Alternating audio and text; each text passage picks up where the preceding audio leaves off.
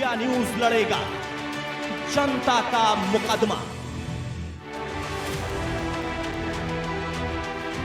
नमस्कार दोस्तों, नमस्कार। अब मेरे साथ प्रदीप भंडारी के साथ देख रहे जनता का मुकदमा, जहां मैं और आप 130 करोड़ देशवासी मिलकर राष्ट्र की बात करते हैं, जिससे राष्ट्र विरोधियों को दोस्तों पेन किलर खानी पड़ती है। दोस्तों, ये कहानी तो आपने सुनी होगी कि शादी के घर में एक कुड़कुड़ तायाजी जरूर होते हैं, जिनका काम सिर्फ यही होता है कि जितनी भी अच्छी शादी हो जाए नुक्स जरूर निकालना। अफसोस की बात यह है कि आज के कांग्रेस के नेताओं की हालत उन्हीं कुड़कुड़ तायाजी जैसी हो चुकी है। दोस्तों सोचिए, American president Joe Biden thank you Modi ji कह रहे हैं। आज आप कह रहे हैं कि आज मोदी जी की वजह से अमेरिका के अंदर 10 लाख नौकरियां बनेंगी। जिस देश ने हमें 100 साल तक गुलाम रखा था, उस देश के भारतीय मूल के प्रधानमंत्री नरेंद्र मोदी के मुरीद हैं, पर कांग्रेस के नेताओं को यह देश का बढ़ता हुआ मान सम्मान नहीं दिखता। शायद वो नाराज है कि इतनी बड़ी डील हो गई, दुनिया की सबसे बड़ी एविएशन डील हो गई। टाटा एयर इंडिया ने 470 पैसेंजर एयरक्राफ्ट ऑर्डर कर दिए, $80 बिलियन की डील साइन हो गई, 140 देशों के जीडीपी से ज्यादा बड़ी डील साइन हो गई। चाइना और पाकिस्तान के फेल्ड चाइना पाक इकोनॉमिक कॉरिडोर से दुगनी बड़ी डील साइन हो गई, और कोई भी बिचौलिया नहीं, कोई दीपक तलवार नहीं जिसको कमीशन खानी है, जो कमीशन खोर है, कोई क्रिश्चियन मिशेल जैसा आर्म्स डीलर नहीं, कोई 360 करोड़ की घूसखोरी नहीं जैसे यूपीए 1 में हुई थी। अरे दिक्कत तो चीनी को होनी चाहिए, चीन को होनी चाहिए कि इंडिया अब ग्लोबल एविएशन हब बनने के रास्ते में है।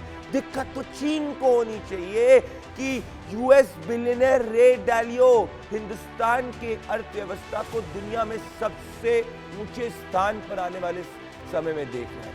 पर दिक्कत कांग्रेस के नेताओं को हो रही है, जैसे जवाहरलाल नेहरू जी को जी हुई थी जब उन्होंने जेआरडी टाटा के ड्रीम प्रॉफिटेबल एयर इंडिया की, जो देश की पहली एयरलाइन थी, उसका बंटा धार कर दिया था नेशनलाइजेशन करके, 80,000 करोड़ के नुकसान में पहुंचा दिया था। और आज उसी को नरेंद्र मोदी जी ने face of global growth story बना दिया। तो मैं समझ सकता हूं दिक्कत तो कांग्रेस के नेताओं को होगी, पर मोदी विरोध में आईएनसी के नेता लॉजिक भूल गए। लॉजिक, कॉमन सेंस आजकल कितना अनकॉमन है दोस्तों। ये कह रहे हैं कि भाई इस डील से सिर्फ अमेरिका के अंदर जॉब्स क्रिएट होंगे, पर हिंदुस्तान के अंदर जॉब्स नहीं क्रिएट होंगे। अरे 113 प्लेन अभी एयर इंडिया के पास है, 470 प्लेन का ऑर्डर हुआ है, तो 470 माइनस 113, अगर मान लीजिए कि 113 के 13 रिप्लेस हो गए तो होता है 357 ज्यादा होता है 113 से। और हर प्लेन के अंदर नया स्टाफ आएगा, वहां पे एयर होस्टेस होगा, वहां पे पायलट होगा, कैबिन क्रू होगा। अरे भैया, ये केजी लेवल की बातें आज मुझे शो पे बतानी पड़ रही है। इतना अंध विरोध, इतना अंध मोदी विरोध की कॉमन सेंस भूल चुके हैं दोस्तों। ये बहुत दुख की बात है कि आज केजी लेवल का बच्चा जो समझ चुका है, वो कांग्रेस के नेता नहीं समझ पा रहे दोस्तों। और इसीलिए आज मेरा आरोप जो आप अपने टेलीविजन स्क्रीन पर देख रहे हैं दोस्तों, कि मेरा आरोप है कि राजनीतिक रोटी सेकने के लिए कांग्रेस के नेता भारत की जीत को पचा नहीं पा रहे, पर एटलीस्ट कॉमन सेंसिकल लॉजिक तो यूज करना चाहिए। तो मेरी दलील, जो करोड़ों हिंदुस्तानियों की दलील है कि दुनिया में बज रहा है पीएम नरेंद्र मोदी का डंका, कांग्रेस के पेट में क्यों हो रही है गुटरगू। देखिए किस तरीके से आज प्रधानमंत्री नरेंद्र मोदी ने जिस तरीके से ये एविएशन डील करी, उसके बाद में दुनिया में सिर्फ और सिर्फ भारत का डंका जम रहा है। और उसके बाद मैं ये कुड़कुड़ तायाजी वाले नेताओं से कुछ सवाल पूछूं।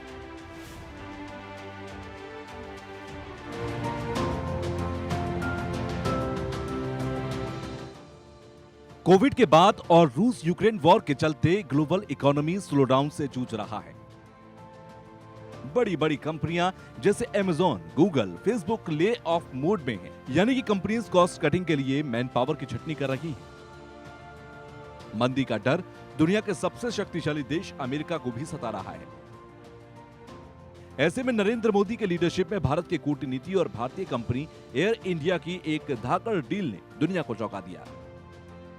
हाल ही में एयर इंडिया ने महाराजा वाले अंदाज में विश्व की सबसे बड़ी पैसेंजर एयरक्राफ्ट डील, जिसके तहत उसने 470 नए पैसेंजर विमान का ऑर्डर दिया, जिसमें अमेरिकी कंपनी बोइंग को 220 विमान का ऑर्डर मिला और फ्रांस की कंपनी एयरबस को 250 विमान का ऑर्डर मिला। इस डील का फायदा ब्रिटेन की कंपनी रॉयल्स को भी मिलेगा। यह अनुमान लगाया जा रहा है कि इस डील को 6.8 लाख करोड़ में सील किया गया है। जब से इस डील की घोषणा हुई है, तब से ग्लोबल लीडर्स प्रधानमंत्री नरेंद्र मोदी को धन्यवाद कहने से थक नहीं रहे। Thank you very much. Thank you, dear Prime Minister, dear Narendra. I'm very glad to have the opportunity to see you. US president Joe Biden ने तो नरेंद्र मोदी को फोन करके शुक्रिया तक अदा किया और एक स्टेटमेंट में यह भी कहा कि इस डील की वजह से अमेरिका के 44 राज्यों में 1 मिलियन से ज्यादा नौकरियां पैदा होंगी। यूनाइटेड किंगडम के प्रधानमंत्री और हिंदुस्तानी ओरिजिन के नेता ऋषि सुनक भी इस डील से बहुत खुश हैं। जिस ब्रिटेन ने भारत को कभी गुलाम बनाया था, आज उसी ब्रिटेन के प्रधानमंत्री को ट्वीट करके भारत को उनके देश में नौकरी का अवसर बढ़ाने के लिए सलाम ठोक रहे हैं। एयर इंडिया की इस डील से ग्लोबल एविएशन मार्केट को रिवाइवल का बहुत बड़ा विश्वास है। प्रधानमंत्री नरेंद्र मोदी ने भी भारत के सेक्टर के एम्बिशियस ग्रोथ प्लान को बुलंदी से विश्व के सामने आगे रखा है। भारत के सिविल एविएशन सेक्टर की सफलताओं और आकांक्षाओं को भी दर्शाती है। आज हमारा सिविल एविएशन सेक्टर भारत के विकास का अभिन्न हिस्सा है। सिविल एविएशन को मजबूत करना हमारी नेशनल इंफ्रास्ट्रक्चर स्ट्रेटेजी का एक महत्वपूर्ण पहलू है। जब पूरी दुनिया भारत का डंका बजा रही है, तब कांग्रेस के कुछ नेता जैसे मनीष तिवारी कूद कूद कर पूछ रही हैं कि इसमें खुश होने की क्या बात है, सेलिब्रेट करने की क्या बात है। पिछले हफ्ते संसद में नरेंद्र मोदी के इस हुंकार ने विपक्ष में खलबली मचा दी थी। देश देख रहा है, देश देख रहा है, एक अकेला कितनों को भारी पड़ रहा है।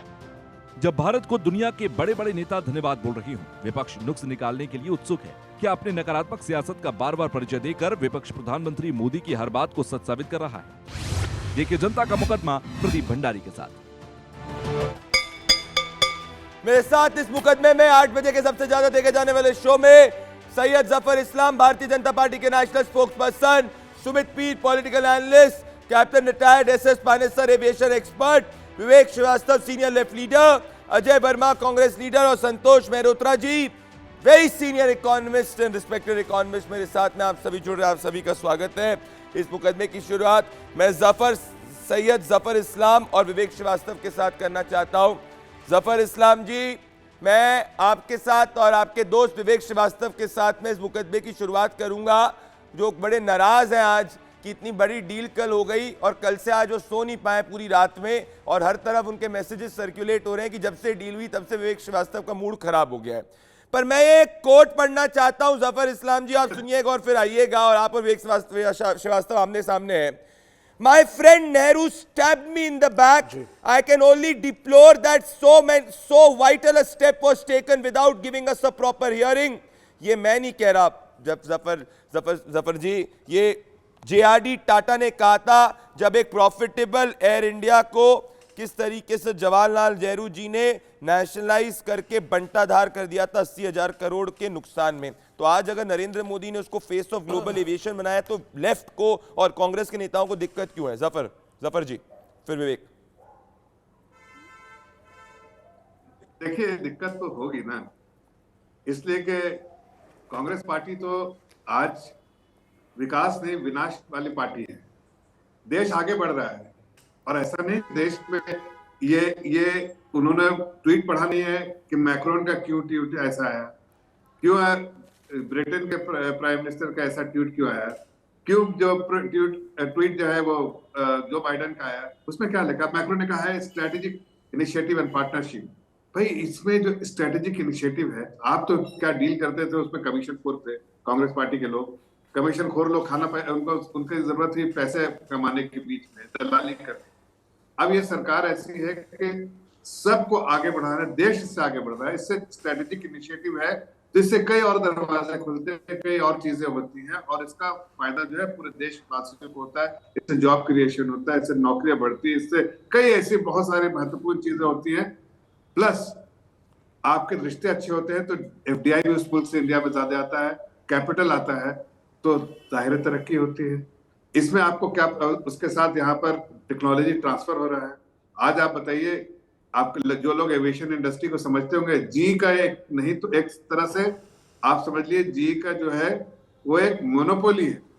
कई बार एयर इंडिया में जब मैं डायरेक्टर था तो बार बार ये सुनता था कि जी के पास जो इंजन बनाने के लिए भेजा, कई कई दिन लगते थे, ऐसे टर्म्स होते थे कि आप एयर इंडिया को प्लेन खड़ी कर देनी पड़ती थी, लेकिन वो नहीं पूरी कर पाते थे। अब टेक्नोलॉजी ट्रांसफर होगी तो इंडिया में भी बहुत सारी चीजें बनेगी। एमआरओ जो है उसमें और भी बहुत सारे, दुनिया में यहाँ से प्लेन कहीं और जाते हैं, प्लेन दूसरी दुनिया की प्लेन यहाँ पर आएगी, तो इसका बड़ा एडवांटेज होगा। ये जो लोग नहीं समझ पा रहे हैं उनको तो उनकी तो मजबूरी है। जफर आप लेकिन जो समझ के जफर यू आर अ इस तरह वेरी की गुड बेतुकी बातें कर रहे हैं, उनकी जफर आप एक काफी सक्सेसफुल इन्वेस्टमेंट बैंकर भी रह चुके हैं, अगर मैं सही हूं तो मैं कहना चाहता हूं कि आप जितना भी समझाए पर विवेक श्रीवास्तव के मुंह में बिल्कुल भी मुस्कान नहीं आई है। तो मैं विवेक से पूछना चाहता हूं कि विवेक, जफर ने आपको लॉजिक से समझाया, मैंने जेआरडी टाटा का कोट आपके लिए पढ़ा, अगर आप चाहें तो मैं एक और कोट जेआरडी टाटा का पढ़ना चाहता हूं, मेरी बात ध्यान से सुनिएगा जरा। इसमें कहा गया, सुनिए सुनिए सुनिए सुनिए सुनिए ना, सुनिए तो सही है, एक सेकंड लाइन तो बोलने दीजिए। विवेक विवेक मुझे पता है आप एंकरिंग करना चाहते थे, नहीं कर पाए, मेरी बात सुनिए, मेरी बात तो सुनिए। जेआरडी टाटा ने कहा था, I am not a fan of nationalization, and because of this nationalization, Air India went into 80,000 crores of loss, and my friend Nehru stabbed me in my back. Doesn't matter. आपको तो धन्यवाद करना चाहिए Narendra Doesn't Modi. matter. JRD Tata is not important for me. JRD Tata is not important for me. This country is important for me. और बेच रहे हैं आप देश को। और तब जब नेहरू ने रोका था, हमने मिसेस इंदिरा गांधी को कम्युनिस्ट पार्टियों ने फोर्स किया था कि प्राइवेट बैंकों को नेशनलाइज करे, उन्होंने किया, हो गया सब। For that. हम इस सेलिंग ऑफ ये भारत के रिसोर्सेज को बेचने के कल्चर के हम खिलाफ है। आप एयर इंडिया बेच रहे हैं, आप जॉबलेसनेस क्रिएट करते हैं, आप रेलवेज बेचते हैं, रेलवे स्टेशन आप बेचते हैं, पावर डिस्ट्रीब्यूशन आप बेच रहे हैं, you are privatising even defence industries जो हमारी इंडिजिनस डीआरडीओ की थी। ये गलत है और ये देश को गलत दिशा में लेके जाएगा। जो पाकिस्तान के साथ आज हो रहा है वो भारत का भविष्य आप बनाएंगे। आप क्यों खुश हो रहे हैं? आपने किसी दूसरे देश से अगर प्लेन खरीदे हैं, पैसा उनको दिया, मुनाफा उनको दिया, एक सेकंड विवेक भी लॉजिकल है, विवेक भी लॉजिकल। मैं चाहता हूं कि एक सेकंड मैं कहना चाहता हूं, captain retired SS Panesar ji, captain retired SS Panesar जी, आप प्लीज अपने जूम के कनेक्शन पे बने रहें और मैं गेस्ट से निवेदन करना चाहता हूं कि आप जूम पे प्लीज रहें, जिससे कि आप जब जूम पे इन आउट होते हैं तो उसके कारण जो स्क्रीन होती है ना आपकी वो ब्लैंक हो जाती है। तो प्लीज आप बने रहे क्योंकि आप लोग हमेशा ऑन है। तो विवेक श्रीवास्तव, आपने एक बात की मेरे हिसाब से वो फैक्चुअली कंप्लीटली इनएक्यूरेट है कि भाई आप जो है हिंदुस्तान को पाकिस्तान के रास्ते लेकर जा रहे हैं। आपको पता है पाकिस्तान की क्या स्थिति हो चुकी है आईएमएफ के पैकेज के बाद में, आज वो गधों के ऊपर निर्भर है और आज हिंदुस्तान की क्या स्थिति है, जमीन आसमान का फर्क है। जब यूएस बिलियनर, क्या विवेक है, कुछ तो लॉजिक की आज बात करो, कुछ तो आज लॉजिक की बात करो विवेक के नाम पे स्टेट बैंक ऑफ इंडिया का पैसा आपने अडानी को दिया। एक सेकंड जफर एक सेकंड नहीं दिया, जफर एक सेकंड, नहीं एक सेकंड, एक आपका स्टेटमेंट जो है ना वो बड़ा हास्यात्मक है जफर। अरे विवेक, आप कोई सीपीआई की पार्टी कॉन्क्लेव के अंदर थोड़ी हो कि आप कुछ भी बोलोगे और उसके फैक्ट को मैं चेक नहीं करूंगा। मैं एक फैक्चुअल बात कर रहा हूं आपके साथ में दोस्त। जफर, इनने कहा कि हिंदुस्तान पाकिस्तान के रास्ते पे जा रहा है। मैं तो अचंभित उस बात से कि इनको डेटा और फैक्ट्स नहीं दिख रहे, इनको दो आर्स बाजू की अर्थव्यवस्थाओं के अंदर जमीन आसमान का फर्क नहीं दिख रहा, इनको ये नहीं दिख रहा कि हर ग्लोबल बिलियनर जो है इस वक्त इंडियन ग्रोथ स्टोरी पे बेट कर रहा है। आज तक आपने We don't want billionaires. We want the average man to have food. 80 crore हिंदुस्तानियों को खाना सरकार दे रही है। What billionaires? You respect wealth creators, विवेक ठीक है। विवेक, अब जफर रिस्पॉन्ड कर रहे हैं 15 सेकंड्स के लिए। Zafar 15 seconds of rebuttal. Okay Zafar, मैं सुमित पीर के पास आना चाहता हूं। जफर के जूम कनेक्शन में कुछ इशू है, जफर के पास मैं आऊंगा। सुमित पीर, आपने सुना विवेक श्रीवास्तव को? सुमित पीर और अजय वर्मा, संतोष मेहरोत्रा जी, इसके बाद आपके पास आ रहा हूं मैं। सुमित पीर और अजय वर्मा, सुमित पीर, आपने सुना किस तरीके से आपने देखा कि जफर जो कह रहे हैं वो इकोनॉमिक लॉजिक को विवेक नहीं समझ पा रहे हैं। He is saying a bizarre logic, Hindustan is going Pakistan way. इनको कुछ दिख नहीं रहा है क्या? इनको ग्रोथ रेट नहीं दिख रही क्या हिंदुस्तान की? इनको नहीं दिख रहा आईएमएफ क्या बोल रहा है, इनको नहीं दिख रहा वर्ल्ड बैंक क्या बोल रहा है, इनको नहीं दिख रहा आसपास क्या हो रहा है? कुछ भी मतलब सुमित पीर। देखिए प्रदीप जी, शो पे बुलाने के लिए धन्यवाद। पहले कुछ तथ्य रखे जाए। जो ये डील है दैट इज इक्वलेंट टू 100 गुना पाकिस्तान का foreign exchange reserve, 1/3 of Pakistan GDP. हमारे यहाँ $568 बिलियन का फॉरेन एक्सचेंज रिजर्व है, पाकिस्तान के पास है 1। उनके यहाँ 44% इन्फ्लेशन है, हमारे पास है 6%। We are the third economy by PPP, fifth by GDP. We are the fastest growing economy at 5.8 to 6.8%, और पाकिस्तान is into hyperinflation। हमारे यहाँ फूड इंडेक्स देखिए, उनके यहाँ का फूड इंडेक्स देखिए, इन्फेंट मॉर्टलिटी रेट देखिए, उनके यहाँ के देखिए, इकोनॉमी का साइज देखिए। By PPP we are 11.75 trillion, Pakistan is 300 billion. मुझे समझ नहीं आ रहा इन्हें पाकिस्तान कहाँ दिख रहा। Pakistan is a failed state. Pakistan को आईएमएफ पैसे नहीं दे रहा। पाकिस्तान की कहानी खत्म है। Pakistan will breakup. India is the hope of the world economy. और यहां पे प्रदीप भाई, ENY का आंकड़ा आया है, by 2045 Indian economy will be $25.8 trillion. यानी कि आने वाले 22 साल में हर साल हम $1 ट्रिलियन का जीडीपी जोड़ेंगे। और ये जो एयरलाइन का इनिशिएटिव, अगर आप मुझे 1 मिनट दे समझाने का, विद एमआरओ, राफेल का एमआरओ सेंटर, लॉकहीड मार्टिन का एमआरओ सेंटर, हेलीकॉप्टर बन रहे हैं, जहाज बन रहे हैं, we will be aviation hub. $1 trillion की इंडस्ट्री होगी। 35 से 40 तक it will be $1 trillion industry. क्या बात कर रहे हैं? इन्हें पता भी है नंबर। मुझे पता है, मैं बता रहा हूं दिक्कत क्या है। नहीं, मैं बता रहा हूं दिक्कत क्या है।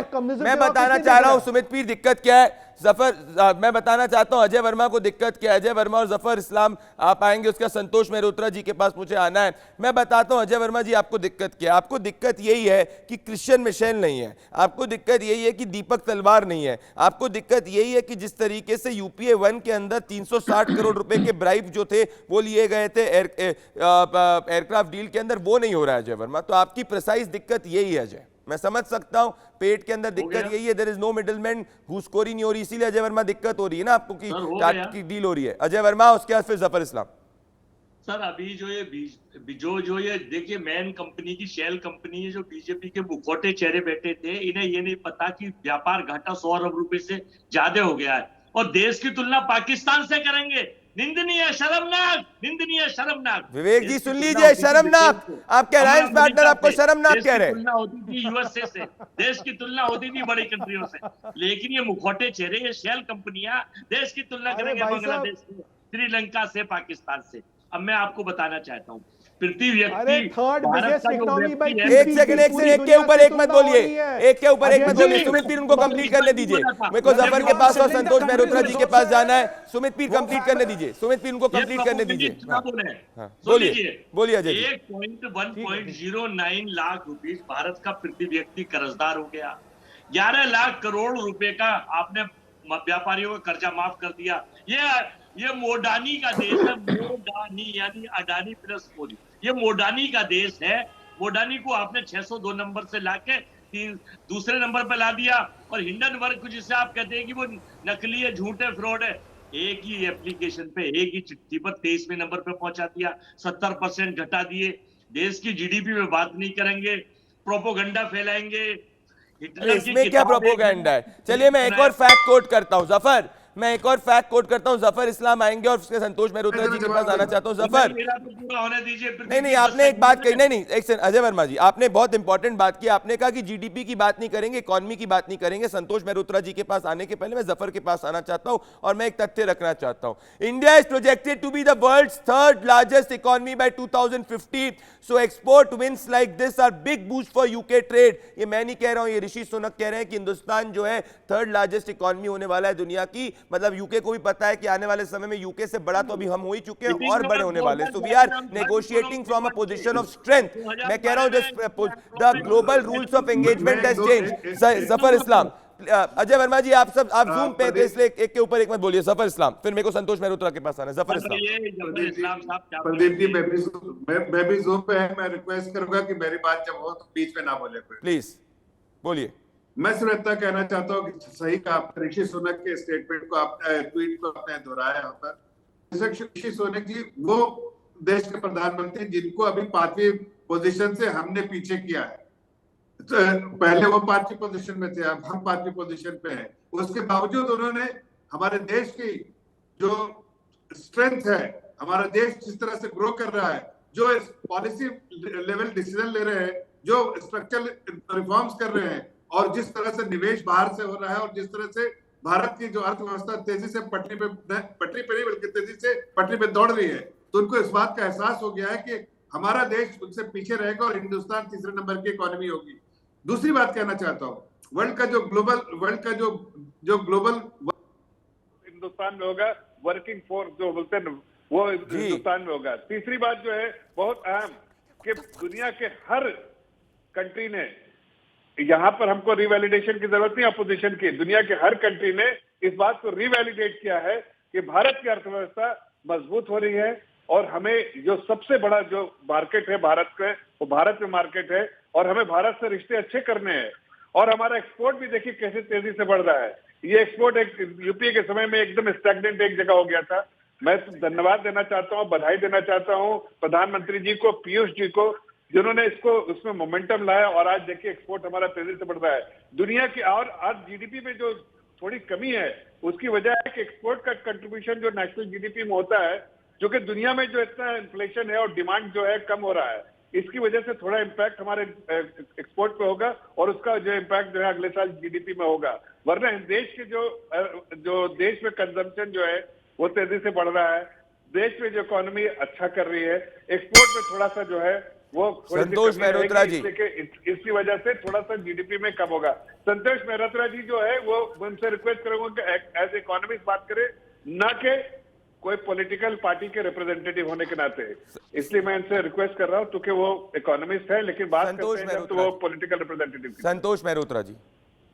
जी संतोष मेहरोत्रा जी, और मैं कैप्टन रिटायर्ड एसएस पानेसर जी को लाना चाहता हूं। संतोष जी फरमाइए।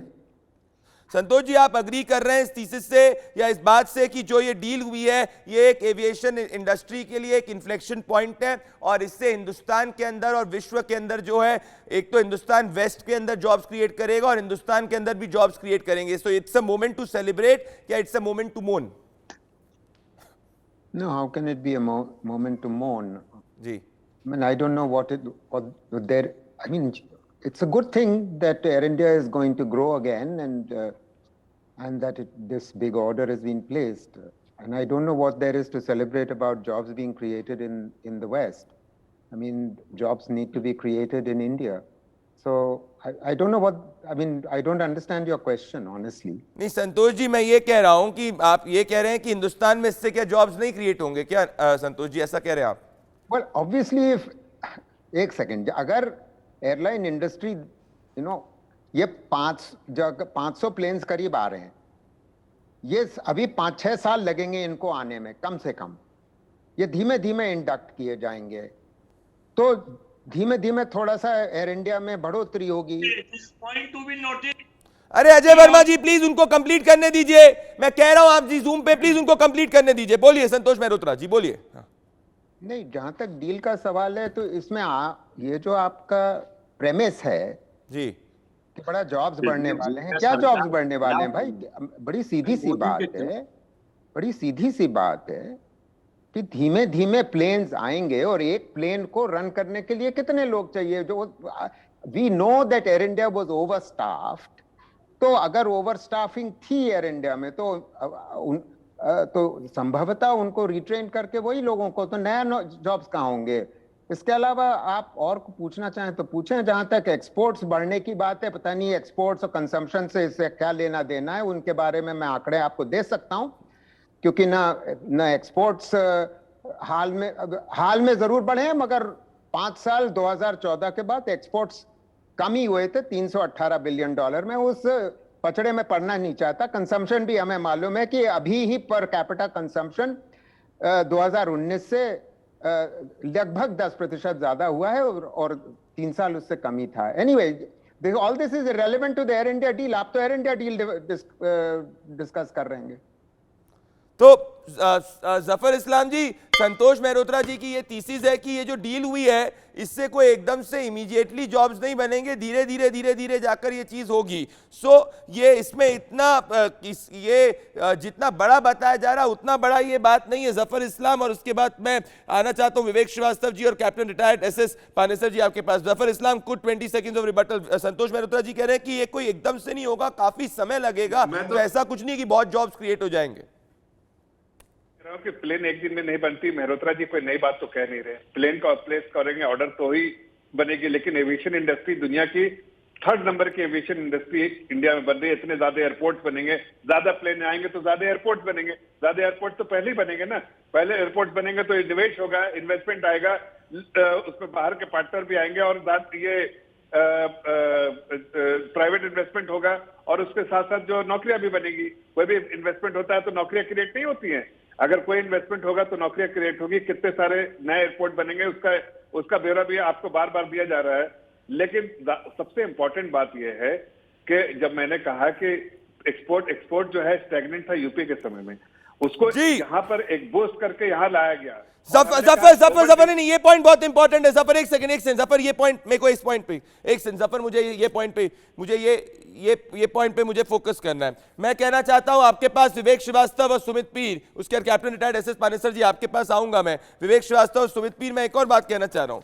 सुमित, ये सिर्फ बात इस डील की नहीं है, क्या आपको नहीं लगता सुमित पीर कि इससे जो इंडिया का ग्लोबल डिप्लोमैटिक प्राउस है उसका भी ये डील रिफ्लेक्शन है? क्योंकि अब जो मेक इन इंडिया की बात हो रही थी और उसके साथ में बात हो रही थी कि भाई हिंदुस्तान जो है रूल्स ऑफ एंगेजमेंट जब भी बड़ी पावर्स के साथ करता है तो पोजीशन ऑफ वीकनेस के साथ करता है। अब वो हिंदुस्तान ने ये जो नेगोशिएशन किया है पोजीशन ऑफ स्ट्रेंथ के साथ में किया है। और अगर आप देखेंगे एरो शो के अंदर जिस तरीके से अमेरिकन फाइटर जेट्स जो थे, उन्होंने अमेरिकन फाइटर जेट्स ने डिस्प्ले किया था, मतलब इंडिया अमेरिका से, फ्रांस से और बाकी के मुल्कों से पोजीशन ऑफ स्ट्रेंथ के साथ नेगोशिएट कर रहा है। और ये एक बड़ा चेंज है। क्या आप सहमत हैं इससे सुमित पीर, उसके विवेक श्रीवास्तव सुमित पीर के बीच में बहस? देखिए प्रदीप भाई, सबसे पहले एक बात समझनी पड़ेगी, जहां दुनिया भर में मंदी है 100 बिलियन की डील करने वाली औकात कोई दूसरे मुल्क के पास नहीं है। दूसरी बात, 500 एयरलाइन और अभी आने वाले टाइम में हम 1500 से 2000 जहाजों का ऑर्डर और देंगे, ये भी डिक्लेयर हो चुका है। ये भी बाकी एयरलाइन बन के दे रहे हैं, ये देख रहे हैं। और अब मैं बताऊं, हजार हेलीकॉप्टर बनाने की कंपनी, एमआरओ हब राफेल का, लॉकहीड मार्टिन का सर्विस सेंटर यहां खुल रहा है। ये सारा जो हमारा जेवर का एयरपोर्ट है एविएशन हब बनेगा, दुबई के एयरपोर्ट को टक्कर देगा। और मैं आपको बताऊं, एचईएल में राफेल्स का ऑर्डर है हमारे पास, तेजस का ऑर्डर है, ध्रुव का है, एलसीएच का है, एलसीए का ऑर्डर है। ये एमआरओ हब बनेगा और ये 2035 में $1 ट्रिलियन की इकोनॉमी होगी, $1 ट्रिलियन की इकोनॉमी। और इनको बता दूं, 100 बिलियन जीडीपी 142 कंट्रियों का नहीं है विवेक श्रीवास्तव, 142 कंट्रियों का जीडीपी 142 बिलियन नहीं है, 142 कंट्रीज का जीडीपी 100 बिलियन नहीं है। तुम्हें यही तकलीफ हो रही है, इंडिया आगे कैसे बढ़ रहा है, इंडिया दुनिया के मानचित्र में कैसे आ रहा है। सीएजीआर एविएशन इंडस्ट्री का 20% है Vivek Srivastava, not at 20%, highest in the world, highest in the world, we are the third highest aviation industry in the world। 20% का CAGR है। बताओ कौन सा नंबर गलत है, बताओ कौन सा नंबर गलत है, बताओ कौन सा नंबर गलत है। तुम ये चाइना का एजेंडा लेके यहाँ मत चलाओ, तुम चाइना का एजेंडा लेके यहाँ मत चलाओ। कम्युनिज्म फेल हो चुका है, कम्युनिज्म फेल हो चुका है, तुम्हारा कम्युनिज्म फेल हो चुका है, मान लो बात को। Communism has failed in the whole world. That is what you are. Relic of dinosaur era. Relic of dinosaur era के विवेक श्रीवास्तव। $1 ट्रिलियन के हमारा एविएशन बिजनेस इंडिया में आ रहा है। तुम्हें तकलीफ हो रही है, तुम्हें तकलीफ हो रही है। $1 ट्रिलियन का बिजनेस कैसे आ रहा है, तकलीफ हो रही है। इंडिया बाय 2035 $25.8 ट्रिलियन इकोनॉमी कैसे बनेगा?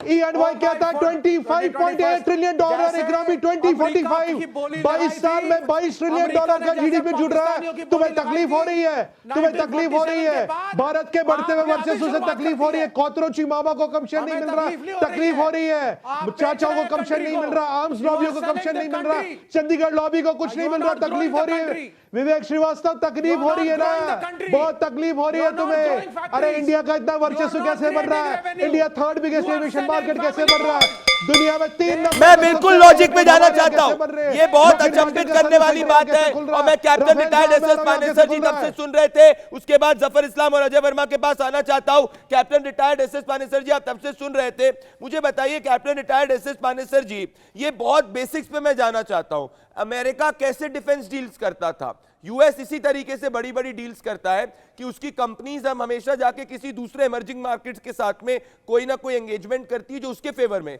ये पहली बार ऐसा हो रहा है कि हिंदुस्तान जफर एक डील कर रहा है जिस डील के अंदर रूल्स ऑफ एंगेजमेंट हिंदुस्तान की कंपनी डिसाइड कर रही है, और ये एक पोजीशन ऑफ स्ट्रेंथ के साथ में किया जा रहा है। मतलब ना फ्रांस, ना यूनाइटेड किंगडम, ना अमेरिका डिसाइड कर रहा है कि क्या प्राइसिंग होगी, हम डिसाइड कर रहे हैं कि प्राइसिंग क्या होगी। क्या ये रिफ्लेक्शन नहीं है captain retired S S Panesar, जो समय में एयर इंडिया को 80,000 करोड़ के नुकसान में डाला गया था, जिसको बाबुओं की एयरलाइन कहा जाता था, उसको आज एक बना दिया गया as a reflection of India's growth story. और सिर्फ ये एयरलाइंस को लिए सीमित नहीं है। अगर आप देखें वंदे भारत, जिसको आज 4 साल कंप्लीट हो चुके हैं, जो बनारस से दिल्ली में शुरू की गई थी, उसमें 122% ऑक्यूपेंसी रेट ज्यादा है। तो मैं ये कह रहा हूं कि is it not a shining example? S S Panesar ji, इस डील से दिक्कत क्यों है विवेक श्रीवास्तव और बाकी लोगों को? उसके जफर इस्लाम और अजय वर्मा के पास आने वाला हूं। S S Panesar ji, captain retired S S Panesar, aviation expert.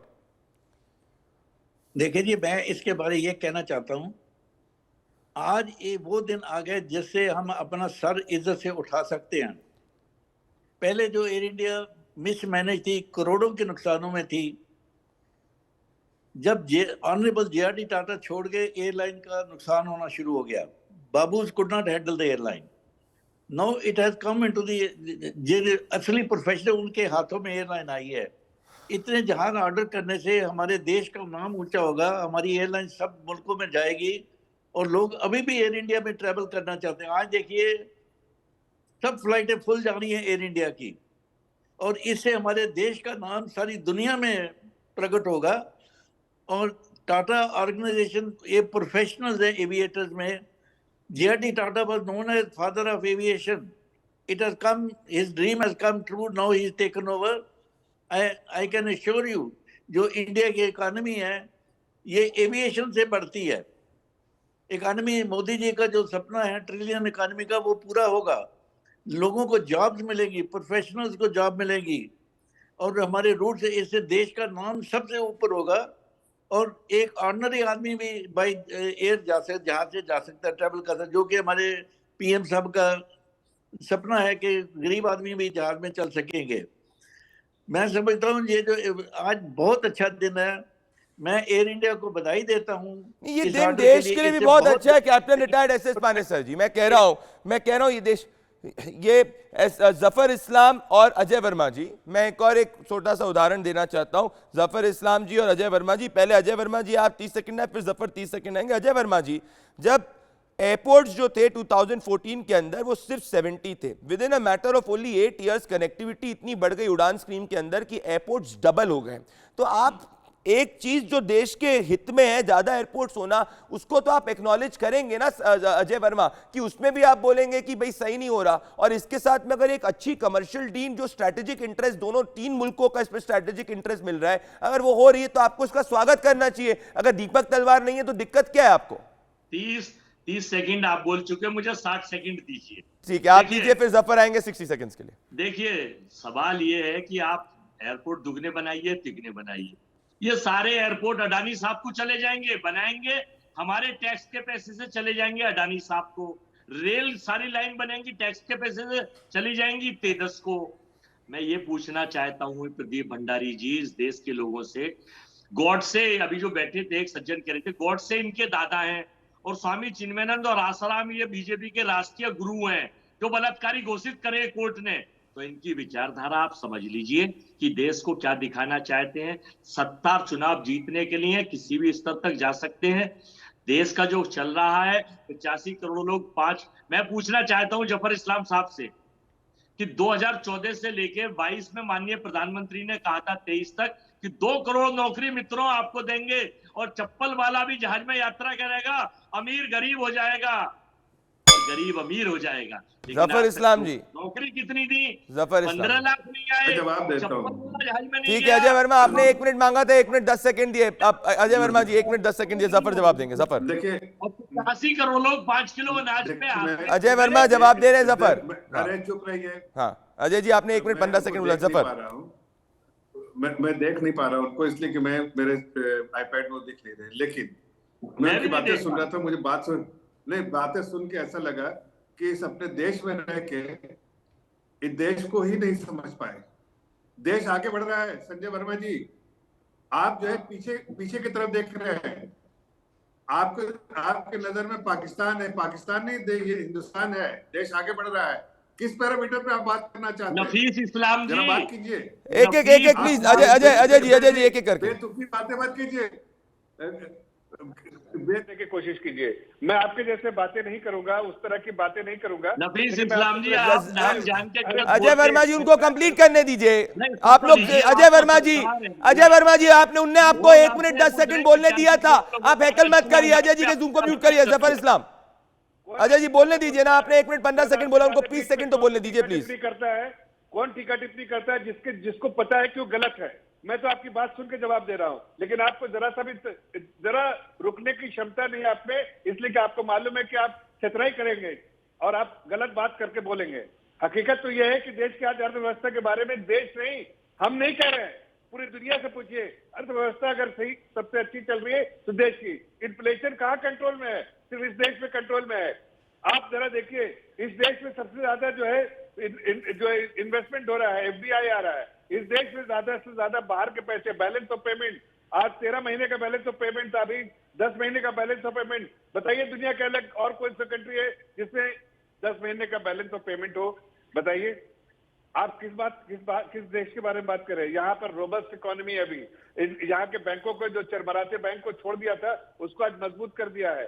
Credit flow जो है बेस्ड ऑन क्रेडिट मेरिट हो रहा है, जो भी क्रेडिट हो रहा है। लेकिन आप अपने देश को खोखला करने वाले ताकतों के साथ खड़े रहे हैं। जी, इसमें आपका कुछ जरूर फायदा हुआ होगा, इसलिए आज एक दलाल की तरह। जफर इस्लाम जी, सुमित पीर, कैप्टन रिटायर्ड एसएस पानेसर जी, विवेक श्रीवास्तव, अजय वर्मा, संतोष मेहरोत्रा जी। मेरे पास इतना यही समय था इस वक्त।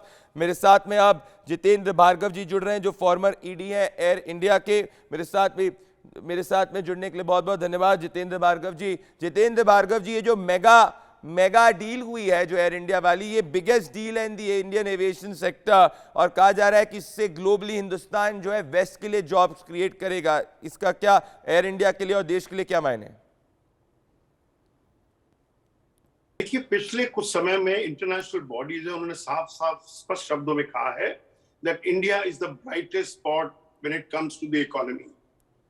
और इसका सबसे बड़ा सबूत यह रहा है कि इंडिया की एक एयरलाइन एयर इंडिया 470 हवाई जहाज का ऑर्डर कर सकती है। Joe Biden, president Macron of France ने इसलिए तो इसकी वाहवाही नहीं की है कि ये एयर इंडिया बड़ा ऑर्डर दे रहा है, वो इसलिए वाहवाही की है क्योंकि उनके वहां पर रिसेशन का फेयर चल रहा है। और ये जो ऑर्डर है ये बहुत सारे एम्प्लॉयमेंट उनके देशों में जनरेट करेगा।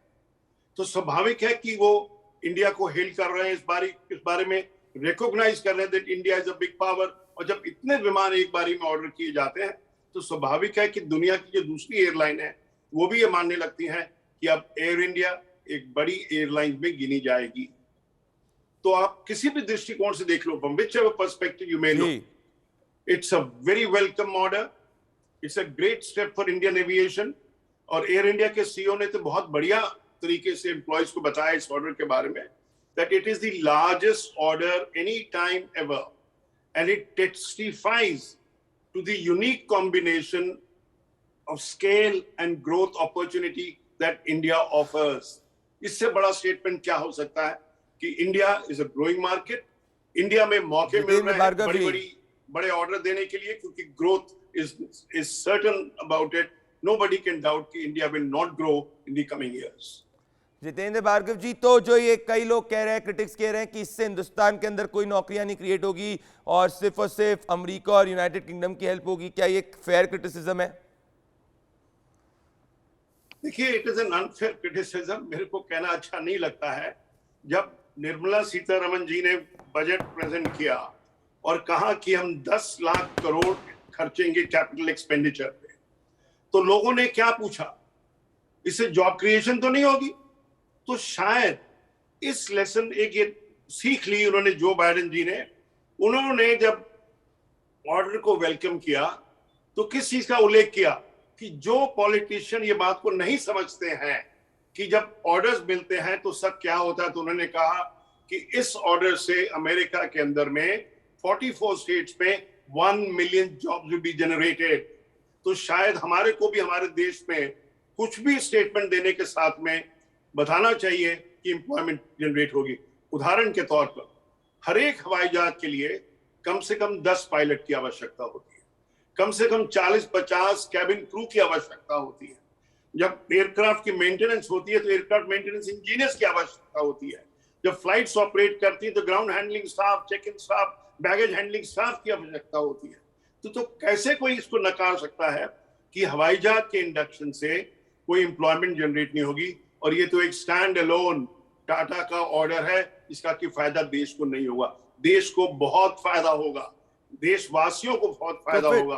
अभी जो बैंगलोर हैदराबाद से अमेरिका जाते हैं उनको एयर इंडिया के फ्लाइट के लिए मुंबई दिल्ली आना पड़ता है फ्लाइट के लिए, तो वो मुंबई दिल्ली की बजाय दुबई अबू धाबी चले जाते हैं फ्लाइट लेने के लिए। लेकिन जब एयर इंडिया के पास 70 long haul large capacity aircraft induct करेंगे तो स्वाभाविक है नेटवर्क अमेरिका में भी बढ़ाएगा, मोर सिटीज विल बी कवर्ड, और इंडिया के अंदर में भी जो बड़े शहर हैं वहां से डायरेक्ट फ्लाइट्स ऑपरेट की जाएगी। तो देशवासियों को बहुत फायदा होने वाला है। हमारे को ये जो लार्ज ऑर्डर दिया गया है इसको एकदम बहुत अच्छी तरह से लेना चाहिए, पॉजिटिव स्पिरिट से लेना चाहिए। Jitendra Bhargava ji, very good Jitendra Bhargava ji, Air India, it's very good for India, it's very good for Indians. Jitendra Bhargava ji, क्या ये शाइनिंग एग्जांपल नहीं हुआ फिर प्राइम मिनिस्टर नरेंद्र मोदी के विजन का, मेक इन इंडिया का, और जो कहते हैं कि make in India for the world? क्या होता है कि जब भी एक बड़ा ऑर्डर दिया जाता है तो एयरलाइंस और सरकार नेगोशिएट करती है कि क्या ऑफसेट अरेंजमेंट है, क्या क्या what percentage of the cost of the planes उसके पार्ट्स कंपोनेंट्स इंडिया में बनाए जा सकते हैं। क्योंकि टाटा तो वैसे ही एक बड़ा नाम है मैन्युफैक्चरिंग सेंटर के अंदर में, तो स्वाभाविक है इस डील के अंदर में ये सब प्रावधान होंगे कि क्या क्या चीजें हैं जो इन हवाई जहाजों के लिए, और जो हवाई जहाज हैं जो हम लोगों ने नहीं दूसरी एयरलाइन खरीदती है उनके लिए कौन से कंपोनेंट्स इंडिया में बनाए जा सकते हैं। तो वहां पर भी एम्प्लॉयमेंट जनरेट हुई। तो फिर जितेंद्र भार्गव जी, तो क्या मैं ये सही समझूं कि हिंदुस्तान जो है वो चाइना और यूएस के साथ में अब कंपीट कर रहा है and the Maharaja is back? देखिए, ये आवश्यक नहीं है कि हम कहें कि देखो अमेरिकन एयरलाइंस, यूनाइटेड एयरलाइंस के पास में 900 हवाई जहाज हैं, तुम्हारे पास भी तर्क, इसका कोई तर्क नहीं होता है। हमारे को ये देखना है कि हम लोग जितनी भी इंडिया ओरिजिनेटिंग ट्रैफिक है या इंडिया बाउंड ट्रैफिक है उसका क्या प्रतिशत इंडियन कैरियर्स एक्सप्लॉइट कर पा रहे हैं, ना कि फॉरेन कैरियर्स। नंबर 1 ये चीज बहुत इंपॉर्टेंट देखी जाती है कि किस देश का कितना प्रतिशत शेयर जो होम मार्केट का शेयर होता है वो लेती है। हम लोगों ने बहुत एडवांटेज जो मिलना चाहिए था हमारे को 15-20 साल में, वो लूज कर चुके हैं हम लोग। तो अब हमारे को वो हासिल करने के लिए दुगनी गति से आगे बढ़ना पड़ेगा। और ये जो बड़ा ऑर्डर दिया गया है मेरा ख्याल उसी थॉट प्रोसेस के अंतर्गत है कि हम लोग कैसे इंडियन एविएशन को जल्दी ले सके। आपने एयर इंडिया की बात कही कि महाराजा इज बैक। देखिए, एयर इंडिया, सही बात है कि 2022 के पहले जब डिसइन्वेस्टमेंट प्रोसेस पहले एक बार 2018 में फेल हुआ तो लोगों को शंका थी, और ये हरदीप पुरी जी हमारे सिविल एविएशन मिनिस्टर थे, उन्हें स्टेटमेंट भी दी कि either we succeed in disinvestment और we shut down Air India. अब ये डिसइन्वेस्टमेंट सक्सेस होने के बाद क्या लेसन मिलता है भारत सरकार को? मेरा ये मानना है कि एयर इंडिया अब पोस्टर बॉय बन गया। जब दूसरी कंपनीज को डिसइन्वेस्ट किया जाए और पॉलिटिशियंस अपोज करे या उस कंपनी की यूनियंस अपोज करे, उनको एयर इंडिया को उदाहरण दिया जाए। देखिए, एयर इंडिया के फ्यूचर पे क्वेश्चन मार्क था डिसइन्वेस्टमेंट के पहले, और अब देखिए एयर इंडिया किस गति से आगे बढ़ रहा है। तो privatisation is not a bad thing. ये सब जब बात लोगों को समझेगी, समझाया जा सकता है इस उदाहरण के साथ, तो I am sure government will face less resistance when they are disinvesting other companies. बिल्कुल जितेंद्र भार्गव जी, ये बहुत बड़ा pride of moment of pride है हिंदुस्तान के लिए। आप मेरे साथ एक्सक्लूसिवली जुड़े, बहुत बहुत धन्यवाद। दोस्तों, ये चीज बच्चा समझता है कि ये हिंदुस्तान के आर्थिक हित, डिप्लोमेटिक हित, स्ट्रैटेजिक हित के तहत ये डील करी गई है, और ये बताता है कि हिंदुस्तान अब कोई एक इमर्जिंग पावर नहीं, it's a power which has emerge. और लोग अब अमेरिकन ड्रीम की बात करते थे, कहते थे द ग्रेट अमेरिकन ड्रीम। अब समय आ गया है कि हम बात करें द ग्रेट इंडियन ड्रीम। मेरे साथ में जुड़ने के लिए बहुत बहुत धन्यवाद। नमस्कार। इंडिया न्यूज लड़ेगा जनता का मुकदमा।